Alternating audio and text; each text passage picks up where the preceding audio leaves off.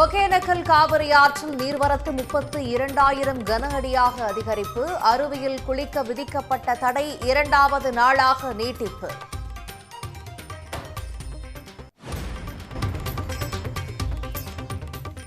மேட்டூர் அணைக்கு நீர்வரத்து 18,000 கன அடியாக உயர்வு.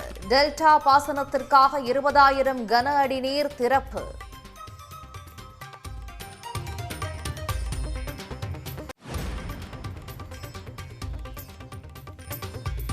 நாகை மீனவர்கள் மீது இலங்கை கடற்கொள்ளையர்கள் தாக்குதல்.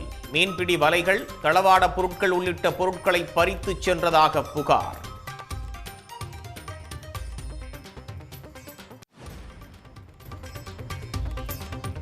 நடுக்கடலில் படகு மூழ்கி தத்தளித்த 4 தனுஷ்கோடி மீனவர்களை மீட்ட இலங்கை கடற்படையினர். 4 பேரும் தலைமன்னார் போலீசில் ஒப்படைப்பு.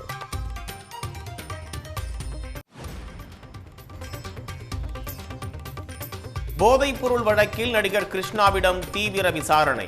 போலீசாரிடம் கிருஷ்ணாவின் மருத்துவ சான்றிதழ்களை ஒப்படைப்பு.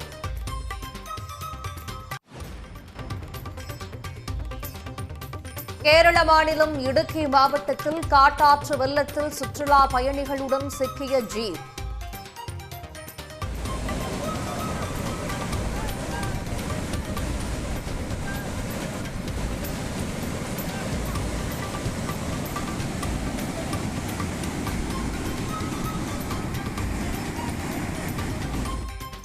வெள்ளத்தில் சிக்கிய ஜீப்பை கயிறு கட்டி பத்திரமாக மீட்ட மக்கள். வேலூர் மாவட்டத்தில் 22,000 பயனாளிகளுக்கு இலவச வீட்டுமனை பட்டா வழங்கினார் முதலமைச்சர் மு.க. ஸ்டாலின்.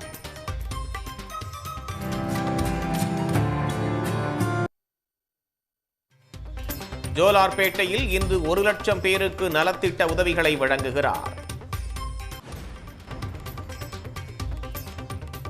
ராமநாதபுரத்தில் பருத்தி செடியில் வேர்பூச்சி நோய் தாக்குதல் காரணமாக மகசூல் பாதிப்பு. ஏக்கருக்கு 30,000 ரூபாய் வரை நஷ்டம் ஏற்பட்டிருப்பதாக விவசாயிகள் கவலை.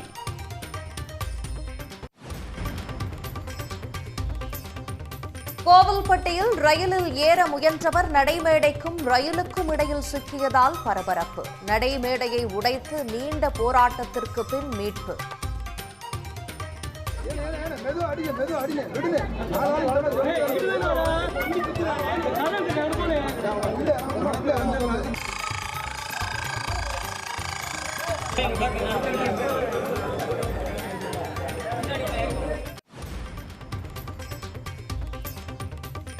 காஞ்சிபுரத்தில் அதிமுக முன்னாள் கவுன்சிலருக்கு அரிவாள் வெட்டு.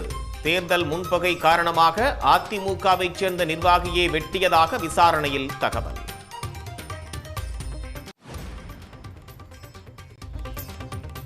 பவானிசாகர் அணைக்கு நீர்வரத்து 16,000 கன அடியாக அதிகரிப்பு. அணையின் நீர்மட்டம் 91 அடியாக உயர்வு.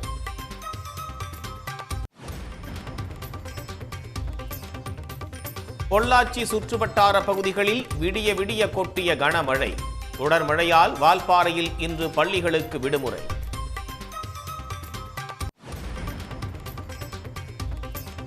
வால்பாறையில் சிறுமியை கொன்ற சிறுத்தை பிடிபட்டது. வனத்துறையினர் வைத்த கூண்டில் இன்று காலை சிக்கியது.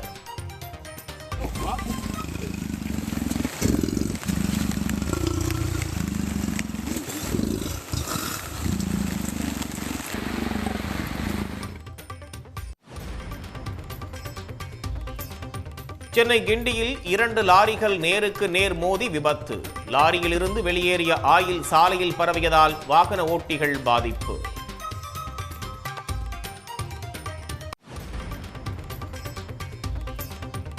திருவள்ளூர் அருகே நாட்டு வெடிகுண்டு வீசி ஒருவர் கொலை. வெடிகுண்டு வீசியது யார் என போலீசார் தீவிர விசாரணை.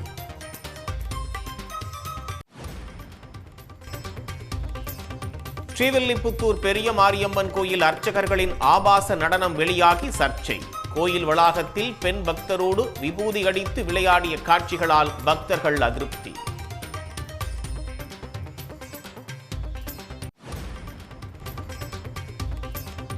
இன்று பிற்பகல் சர்வதேச விண்வெளி நிலையம் சென்றடைகிறார் சுபான்ஷு சுக்லா.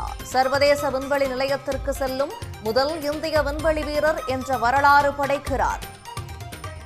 உடனுக்குடன் செய்திகளை தெரிந்து கொள்ள சன் நியூஸ் பெல் ஐகானை கிளிக் பண்ணுங்க.